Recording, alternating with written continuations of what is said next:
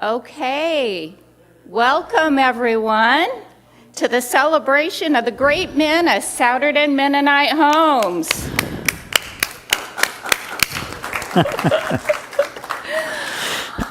It's great. It's great to see all of the tables full and everyone socializing just the way it's supposed to be. And as I look around, it's really fantastic to see that we have every level of care, every neighborhood here at Souderton represented in this room with our fathers and people who have fathers. You don't have to be a father to be able to celebrate Father's Day. This afternoon, we have a speaker that I am very proud to announce. He's one of our own Living Branches team members. I'm sure most all of you are familiar with him. Randy Bridge. He is going to bring a program to us that appears to be interesting, exciting, engaging. I'm not exactly sure what he has in mind, but I know he will be sharing some great experiences and adventures with us this afternoon. So I welcome all of you. I wish each and every one of you a wonderful Father's Day and enjoy our program. With that, I'll turn it over to Randy. Thank you.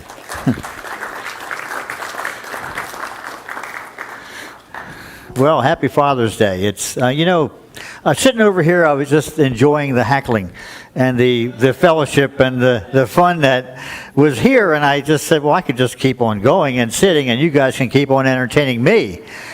That would be a highlight of my life, my afternoon here. But happy Father's Day. And I have a lot of items here that I've had before.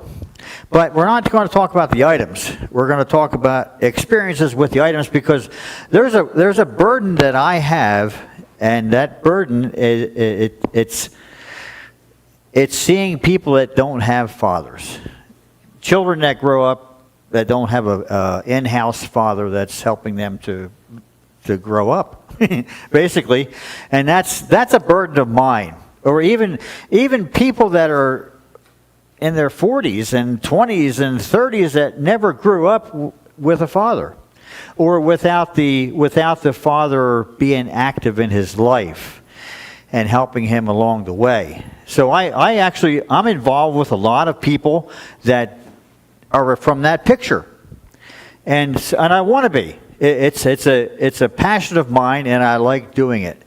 And I will oftentimes take people into my world. Let me put it that way, into Randy's world, and this is Randy's world here. That really is. Outside of here, I'm involved like this, and I involve people into that picture because they never knew what it was like, even to hold a fishing rod at age 40. A lot of men. Now, obviously, I work with men mostly. I've never had a woman to get involved like that in that kind of picture, and I don't want that picture. But the young men and the older men that I'm involved with, this is new to them. And sometimes it's not new to them, but sometimes they just needed somebody to take them along. They never had somebody to help them understand things. Even this simple world here, which is so in me. There's a verse that I wanted to bring out from James chapter 1 and verse 27, where it says, pure religion and undefiled before God and the Father is this, to visit the fatherless and the widows and in their affliction, and keep himself unspotted from the world. And in that busyness of visiting the fathers and paying attention to the fatherless and the widows, it causes us to need to stay unspotted from the world, because they're looking to us as the example. And I'm talking to fathers here. I understand that picture. And I have a lot of things here, like I said, and I want us to... that was me. I want you to come with me into my world, because I have a lot of stories and a lot of adventures, a lot of experiences that I do out after work on the weekends. Sometimes I just say, man, this is a long road, but it's a long, enjoyable road when you see the satisfaction of some young. Is it my problem or your problem? It's my problem, probably. If I put it down there, can you hear me yet? Okay, I'll work with you. And this is your picture. I'm not an IT person, I'll tell you that. IT is the farthest thing from my mind. Even, yeah, you're a bank person, so you know all about IT and that whole picture. It's not me, believe me. So somebody had to help me with my phone the other day, and because I was totally blank with what to do with it, how to get help for the iPhone that I have. Now, in consideration to what we have here, I want to uncover this guy here. This one here, I've had this here before. And in light of that, let's see if we can remember why I had this here before. And we're going to open this up to this guy here. Now, you remember I had it before, this possum? It's easy for me to catch possums at my house where I live. There's all kinds of animals. And this guy here was with me. I caught, they're very docile if you ever got a chance to hold possums. Anybody ever hold them? No? Okay. Dead. Yeah. But that's one of the problems here is whenever I bring a possum, see his little ears sticking out, he has no interest in hurting me. No interest in hurting me at all. And when you show this to somebody, there's three things that especially women are just going to get away from, and one's a possum, the other one is a rat, and the other one's a snake. So those three things you're going to see, people are just going to say, get it away from me. I don't want anything to do with it. Get it out of my picture. Get it out of my sight. And this possum here, if you know some of the biology of these guys, hey, wake up. See, you see what he's doing? You see what I'm making him do? I'm making him, you see his teeth? You see his mouth? He will not bite me. He's threatening me is what he's doing. People don't understand. The reason people don't like these is because they don't understand them. And the reason that we don't like somebody on the street, somebody that's involved with drugs and alcohol and whatnot, is because we don't want to understand them. They still have a life outside of that addiction. And I'm working with so many right now in the Poconos. On Wednesday nights, I go from here to the Poconos. And Sundays, I go to the Poconos. And there's a certain section that I go to. And it's full of those that have serious problems. And I talk to them. I look at their face and I say, I love being here. I really, really do. I have no problem going there. You know, they're people as they just made some wrong choices in life. And these wrong choices put them in bad places. And they can't seem to get out. So they don't have any friends. Where I go to, there's not even any other pastor going there at all, period. They just trud from life day to day to day. You know, some are on welfare, some are on disability, some are on this and that. And you see them on the street and you just say, maybe your mother said, stay away from them. And that's the same thing. We do that with snakes. We don't understand snakes. We do that with rats. We don't understand rats. But if we learn to understand them, come on in, Henry. You can find a seat. There's others here. But make sure you turn it around. So this possum here, you see him? He would love, all he's doing is threatening me. That's all he's doing. He's telling me, go away. Now, when they play possum, they don't do it voluntarily. It's an involuntary playing dead.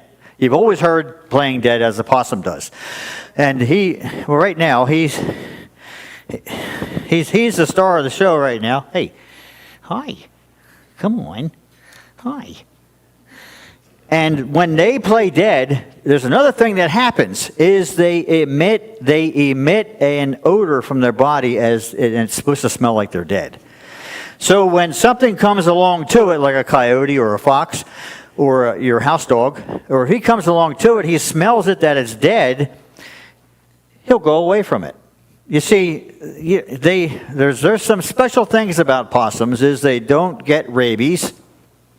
You don't have to worry about rabies. Now, raccoons, this guy up here, he's one of the biggest culprits of rabies. And well, this guy here, because of his blood, the temperature of his body doesn't let rabies live in his body. And what happens is, because of that, they use his blood in serum for rabies, for rabies shots. So this guy is much more beneficial than you ever give him credit for, isn't he? He really, really is. And he eats thousands upon thousands of ticks. Now, you look at the size of his mouth. I've caught many of these in fox traps, and I just let them go because I know how beneficial they are in our society. It's like the vulture the vulture in the sky. He's the vulture on the ground. He cleans up all the junk that we tend to throw out and away. Now, the reason I said all this is because sometimes we're afraid to get involved with people.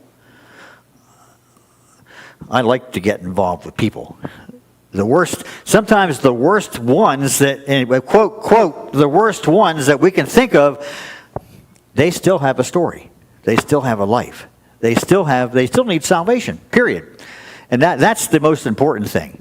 And so it just takes time for us to learn to get to know people. Now, I never know where to go with this whole scenario here, because I've taken young people camping and teenagers camping whose fathers just either were non-existent, or they didn't care, or they just weren't involved with the child and they're in the home. And I take them camping, and when they see a picture like this, they go, isn't that comforting, that picture there? Huh? I think it is. That draws me. Campfires always draw, don't they? When you put a campfire out, it always tends to draw people to your conversation, to the picture that you want them to be. Now, one thing I like to get involved with people, I took a man fishing. Let's get this guy out here. I took a man fishing who had never been fishing in his life. He's 40 years old, and he always wanted to. The trick is there, he always wanted to. And he never had an opportunity to do it. And I look for these things. I look for the person that wants to go, and I take him, even if he's never fished. And you put one of these things into his hands, he doesn't know what to do with it. You give him a Zebco. You know what a Zebco is? The fishing reel and rod. Well, that's the one where you push the button and you go like this. Well, and when he got a hold of that thing, he even flubbed that up. And I would too, if I didn't do this from little on up. You know, you push that button and you cast it like this, and it goes slammed right down into the water. And you can do that with this guy here, too. But what I'm saying, the reason I'm saying all this is for, even though you're in here, still take time with the person that needs to have time taken with them. It really is. And this guy here, the one I took fishing, and the first one, he caught fish this size. This is only a fishing lure with the hooks taken out. He caught fish this size, and he was so excited. He really was. He said, "Randy, can you take a picture of this? Me holding this fish." You know, and you do, because he's proud of that fish that he caught this size. It's something that was special to him, I couldn't really fish because I had to help him. I wanted him to fish. That was the goal. And it was, you know where Lake Nakamixon is? That's about where I live. So we went to the creek that feeds Lake Nakamixon. It's up on Top Rock Road if you ever get up that far. And so this is the kind of stuff that he was catching, and he was so glad to catch this kind of fish. He just needed somebody to take him. He just needed somebody with an interest to take him. And I know that you folks know a lot of people out there that also are in the same shoes, in the same position. So this I got to keep moving on here, otherwise I'll get backed up and all kinds of problems will start. Now, when I took another man camping, he never went camping. He was in his 40s. He never went camping. I love working with that age because they're looking back and they could say, boy, I wish I would have done it. But never had the opportunity. So I said, well, I'll tell you what we're going to do. This is what we're going to do. We're going to take a canoe and we're going to go across the water over to the other side of this lake. And we did. I said, I told him what to get and for his personal stuff. And I got most of it. He just needed a sleeping bag and what do you need? Anyway, you can think about it. And so I got everything else. I got the food, the water, the chairs, the little stools you sit on. You can't bring chairs into a canoe, but you bring little stools and you bring a tarp. And we went across the lake, and he never did this before. So I could see the excitement in his face. I could see it. I could just hear it in his voice. And but before this, I had taken him canoeing on Nockamixon just so he knew what to do. Because he was in the front of the canoe. Now, what's the person in the front of the canoe do? He's the horsepower. The guy in the back is doing the steering. And he does a lot of the horsepower too. But the man in front just can row one side if he wants. And he just rows this side here. And then he goes back and forth. But the man in the back, hey buddy.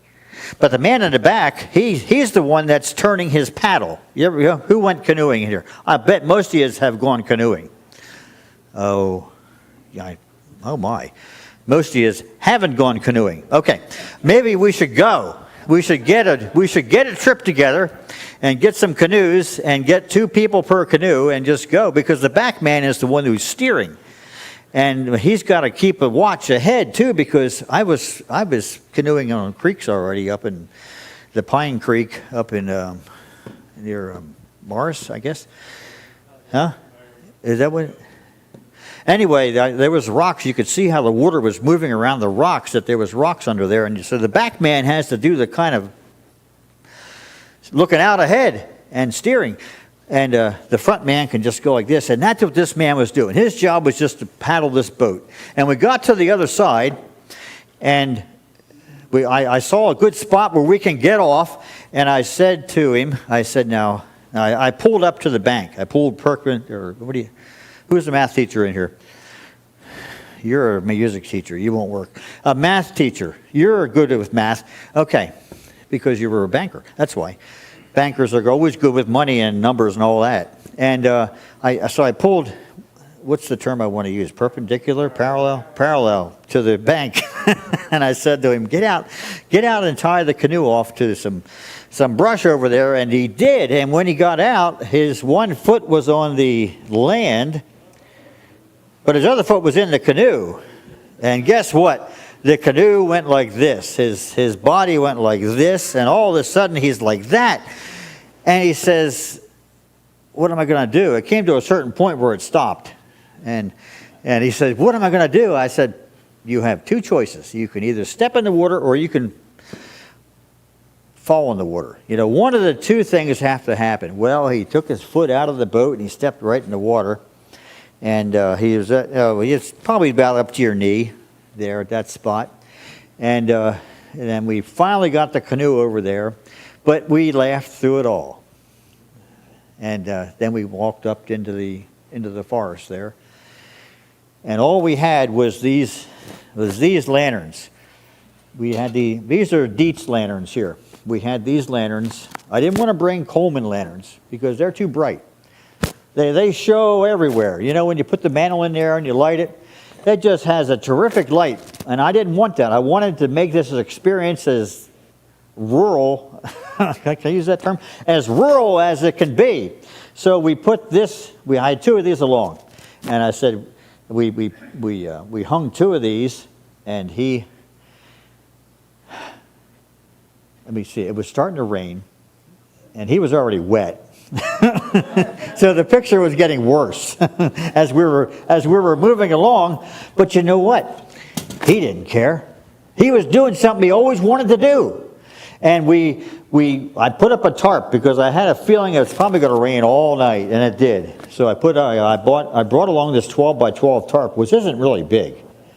And I stretched it out, and I put a tip to it, and I put a stick up in the middle of it with a cup on the stick so it wouldn't poke through the tarp. And so that drained the water off. And it's amazing. We were up at, who knows where Peck's Pond is? We have a cabin in Peck's Pond.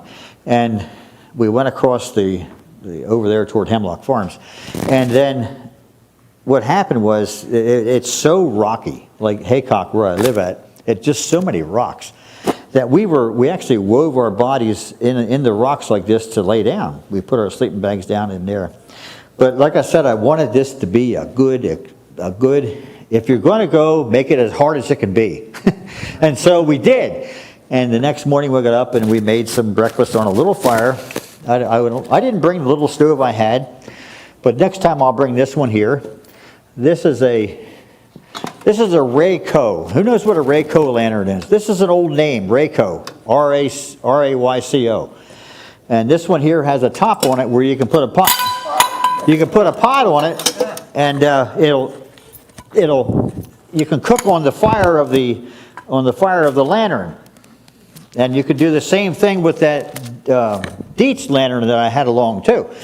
You can put a pot. There's a pot with it, and you just take the cap off, and you put your pot of food, whatever it is, onto this. And the red one here is also a Rayco, but I wanted him to experience the fullness of camping.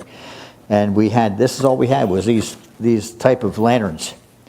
And so he ate, we ate, and then he was all wet. I wasn't, but he was. And then we got back in the canoe, we came back across. So we just went one night, that's all. That's all I wanted to feed him that time, at that point, in that moment. But when I think of, here's another one that is, this is the porcupine, and this porcupine here is misunderstood. The same as the possum, the same as the rat. He's not real happy there, is he? Look at him. See his mouth? I'm not sure if you can. It's a long mouth, and he has more teeth. I think he has like 36 teeth. He has more teeth than any other animal does. And this porcupine here, he doesn't throw his quills. This one here was shot, and you know what? We actually ate this one for Thanksgiving one year, and just because we wanted to. And it tastes like garbage smelled. If you know how garbage smells in a garbage can, well, that's kind of how it tasted. It didn't have a real good taste, and I probably wouldn't do it again unless I had to do it. I would eat one of these. But it's one of those animals, and I took a man along, and we were just walking in the forest, and I came upon this porcupine that was walking, and I said, "Wow, this is neat." So I said, "This is exactly what we want to do," and so I got my camera out, and I was going to video it, and I did. I have the video on here still, and I said, come here closer." He says, "I'm not going near that thing." Well, they need to learn to trust. They need to learn to this, and I had to help him understand that this animal doesn't throw his quills. He'll slash his tail back and forth and make some noise, but they don't throw their quills. You have to touch it for it to. And there's about 30,000 quills on this hide here. Some of them are out because I put some in jars, and the big obvious ones are out of it. And there's one hanging back here. You ever see a porcupine quill? Here's one right here I can probably pull out. Let me see if I can get it out of there. There's so many on there. You can't see them, but they're just so many. See that one? See that quill there? See the end of it? It's just so fine and so sharp. I'm going to put this on my phone so I don't lose it, so don't get on the carpet. In fact, I got one on my foot one time, and I had to get it pulled out with a pair of pliers because you couldn't pull it out, the quill. And And these porcupines, so I said, come on over here. And we got down real close to it with our camera, and I was videoing it as it was walking. And that's what I wanted to do, and I wanted him to learn to trust these little guys. And I also take these kind of things to a camp out in Quarryville.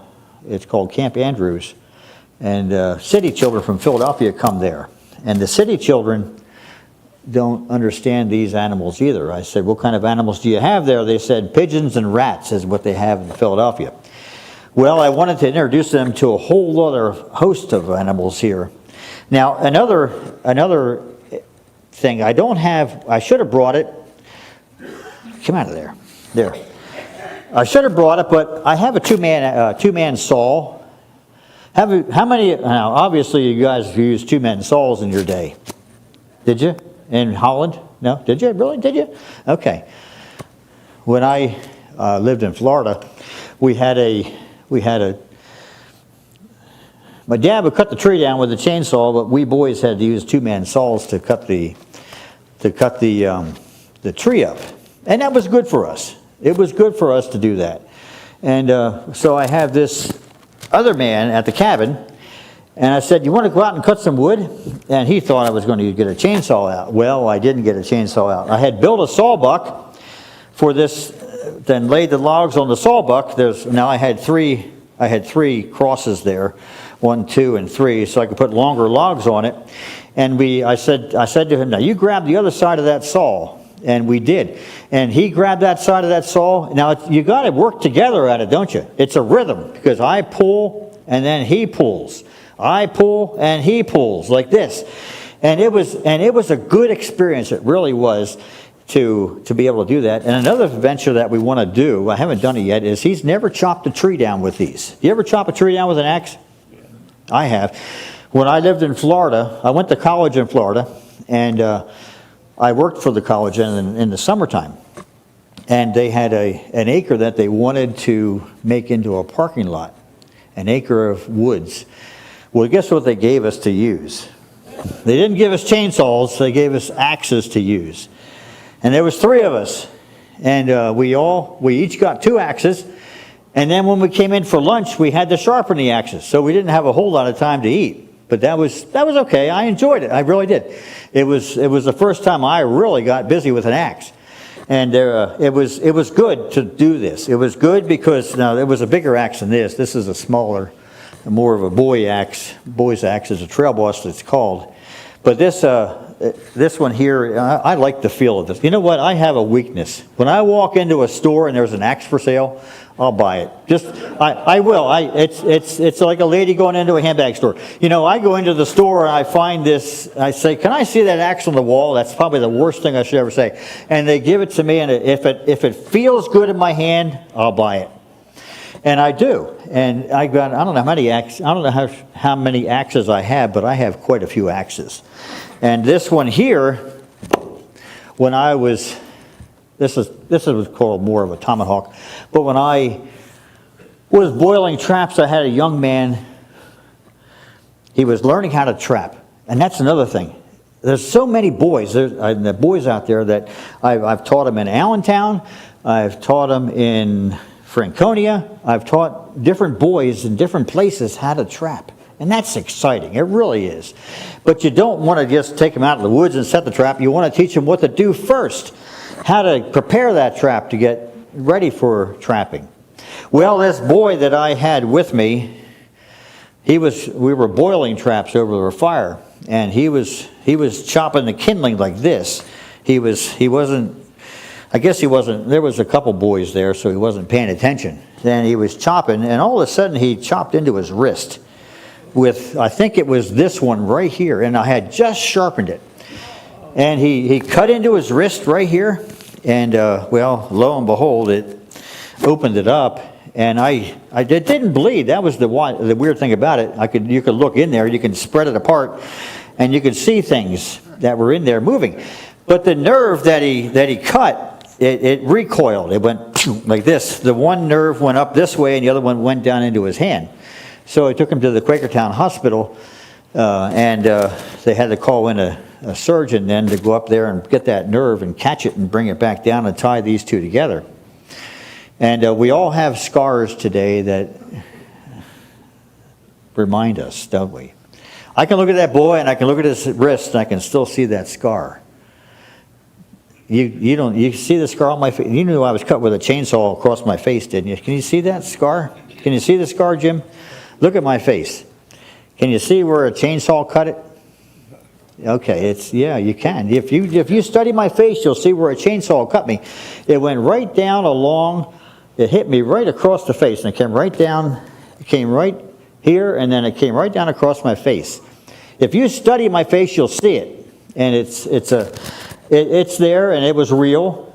But nonetheless, I just kind of went back and did it again. I didn't cut it again, but I kept cutting wood, and I like cutting wood, and it's not going to stop me. And I hope that didn't stop that young man from wanting to trap and wanting to cut wood and all that. So these are stories because these are, and I bet if I opened this up, that you would have a lot of stories of the young person that you took in a fatherly way that you took along that never really had the opportunity to do it another way or another time.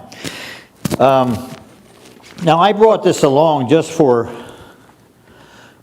because I did. That's just me. Just because you might not have ever eaten one of these, but this is a beaver tail. For those that haven't ever had a beaver tail, feel that it's like leather. See that? You see the fur up here and the meat.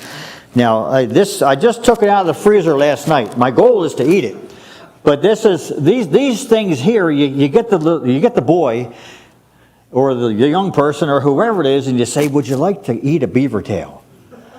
You need to introduce it to them. And then once they do it, they can decide if they want to eat another one or not. But it's all fatty in here, and there is some meat. But the beaver tail is you have to. I've never really taken a boy beaver hunting or trapping. I don't trap beavers myself. My son got this, and he brought it to the house, and it was probably 60 pounds, and it was a. We had fun skinning it out and cutting the meat up and getting it prepared to cook. And I brought also here this. Now, remember the first time that we were together? I think I had a trout with me, but this one here is a little bass. And you know what? When somebody catches, this is a real one here, and this was in the freezer last night. But when somebody catches a fish, you know what you do? You show them the details of the fish. You show them the details of like the parallel line that goes along. It's called a lateral line that goes along the fish's side. That's his nerve. I can see it right here. You have to look close on this bass, but a trout you can easily see it. But it's called a lateral line, and that's his nervous system. He feels everything through that lateral line on both sides. It's a line that goes right straight back along the fish. So when this fish is over there by that piano, and you throw a stone in the water here, or you're just stepping on the bank and it makes a vibration through there, he's reading that through this line, through this lateral line. And it's fascinating just to help somebody else understand that. You can teach them about the fins and the mouth and everything else about it, but the lateral line is oftentimes something fascinating. What are we going to do with this? That's what you do, don't you? There. How many times have we done that? Oh, we do it too often. Usually when nobody's looking, we kind of go like this, but you were all looking at me at this time here, so I just did it that way. What else do I have here that helps? Oh, this one here. I wanted to bring, what did I do with it? There it is. It's in a box here.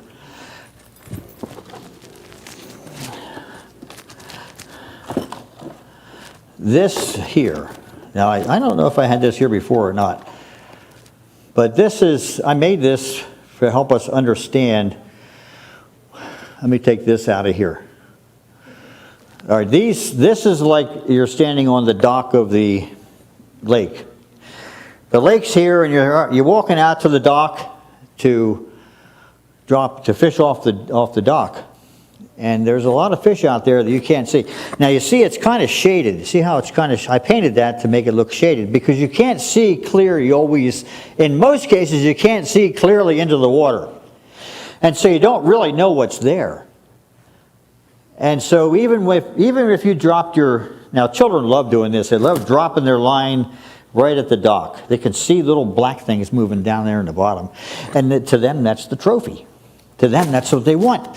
And so they drop this thing down in here, and that goes down in there amongst the fish.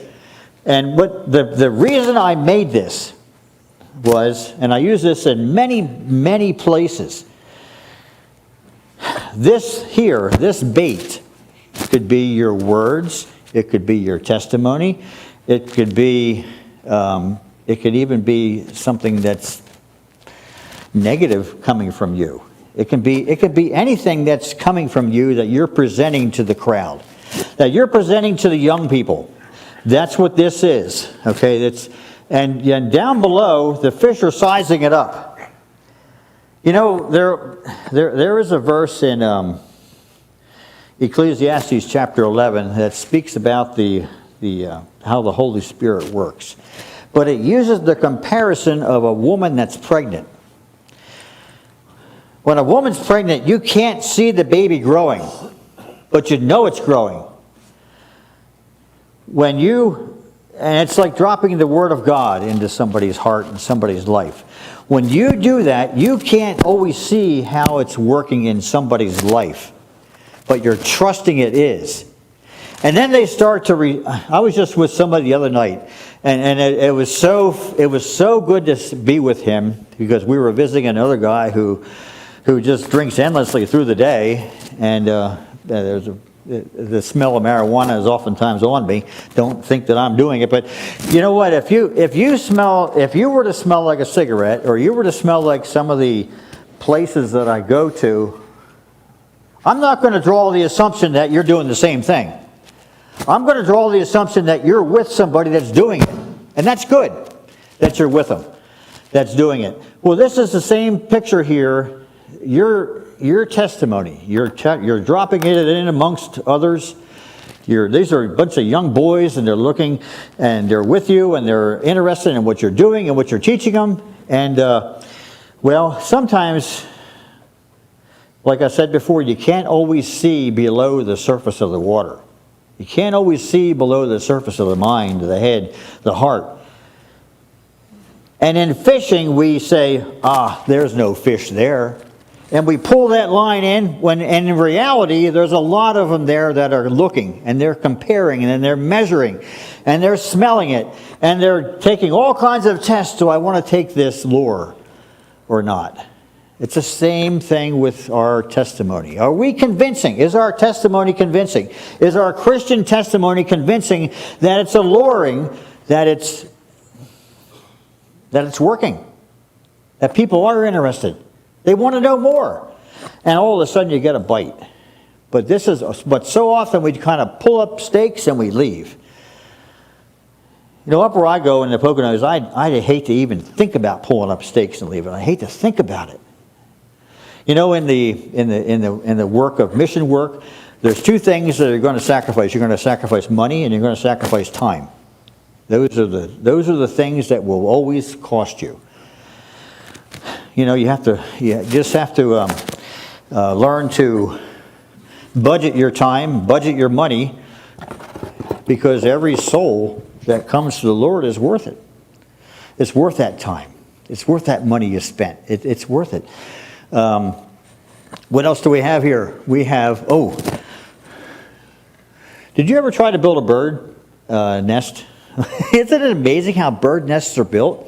You go to them, and they start usually with a coarse base, and then they have, I'm going to pull this one. This one just was from my house, and I brought it here. A wren had been using it.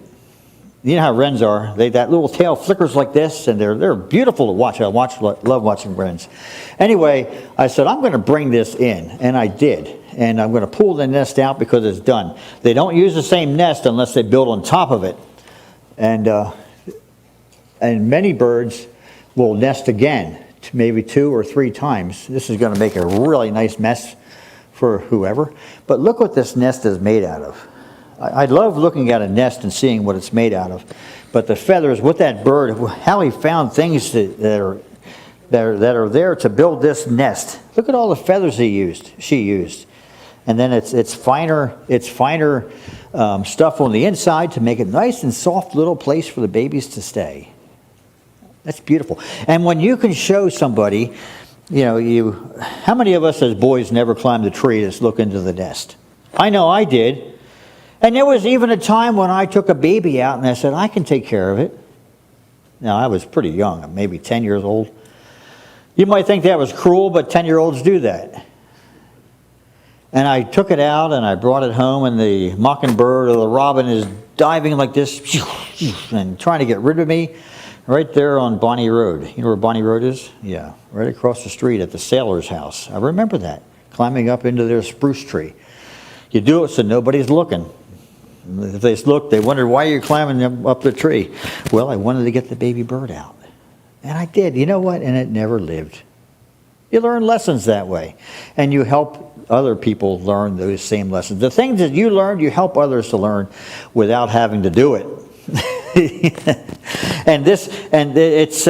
If you were to try, they have the beak or bill, and they have their feet to build this with.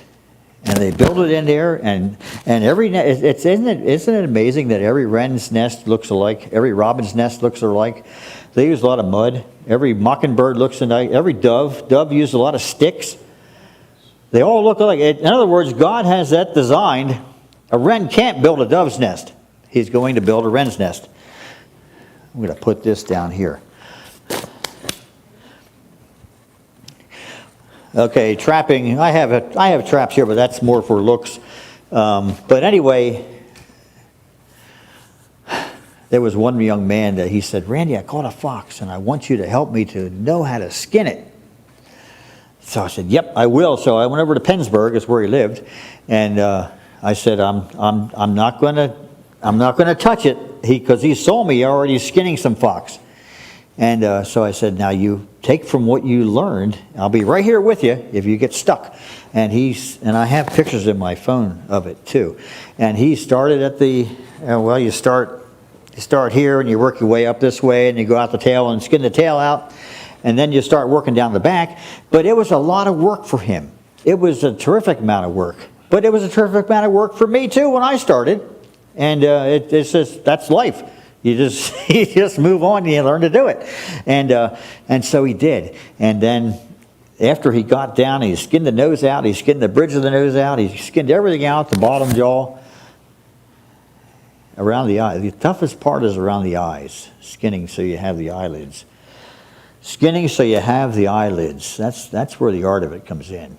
And he got down there and he held it up like this, and he was so proud. That was the first one he ever skun out. You could see him beam. Now, his father just didn't have any interest in trapping. His father was a good father, but he wanted to learn trapping. So take the time for those that want to do something that maybe their dad's not going to be involved with it. They might have a very good, excellent dad in the household, but maybe they just aren't interested in trapping or hunting or fishing or whatever, canoeing. The list goes on. You getting tired? Oh, the stories can go on, but I think we probably should stop. But what I'm mostly getting at is taking time. Most of us in here have been fathers. Taking time with the one who just needs to have a fatherly figure with him to show him. Not only the mechanics of life like this, but just the spiritual part.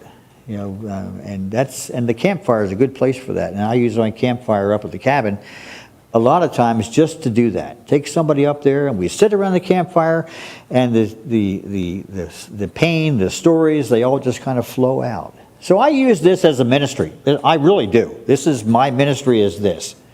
Some people have others, but I like this environment for mine. And so any questions or thoughts? Elmer, you usually have a thought. Nothing today? Are you tired, Elmer?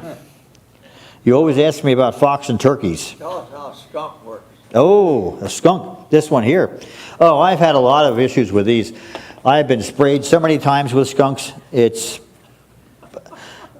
goes away. But he has 2 anal glands back here in the back end of him. And when I'm skinning out his tail, you skin the tail out like this, you hold the skunk and it's already hung up here with his leg. And you put that tail skinner in there and you pull it. And I didn't realize that I was squeezing his musk glands. And until I felt the musk going all down my arm like this. It was like a creamy white substance. And I looked at it and I said, oh, nuts. That's not really what I wanted to do. I was trying to skin this one out without breaking the anal glands back here. But they can shoot for 15 feet now on an average, and they have to wait 15 minutes if they unload it all. And they don't have to unload it all, right? They can just give you a shirt like this. Or they can just give you the full blast if they want to. I've had both. And it stings your eyes, and it feels really warm. I've been sprayed a lot of times in my face, and it's just, and you can't even tell, can you? Maybe that I've been sprayed a lot, and you can't smell it on me, but it goes away after a while. But that's the mechanics of the skunk. Anybody else? Remember, he's limited. If he knows he's out, he's going to run. If he knows he already emptied out, he's just going to go. Okay, let's pray. Father, thank you for this place, for these dear folks. Thank you for this home that provides such care to these folks. Thank you for the nature. Thank you for the forest and the animals and all that's involved, Father, in life. Help us to understand it. Help us to respect it, but also help us to understand it, Lord, that we can learn to respect it. Lord, bless us as we depart. In Jesus' name, amen. Oh.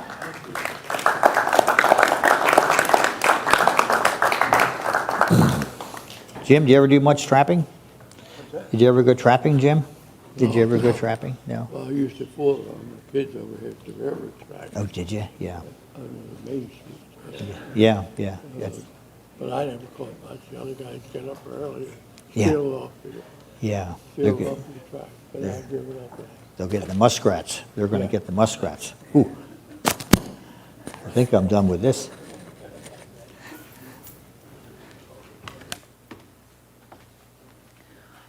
Wow, that was interesting. It was uplifting, and what a beautiful message, Randy. Thank you so much. Oh. Yeah, I'm going to skin this one out this weekend. Oh my goodness. Wow. Okay. Thank you again, Randy. It was absolutely interesting and a wonderful presentation with a beautiful message. So for those of us who are in resident engagement, I can tell you that we will all agree that time and time with residents and time with people who need it is invaluable. So thank you so much. I wish each and every one of you a very happy and safe Father's Day, and I look forward to seeing you next week. Thank you.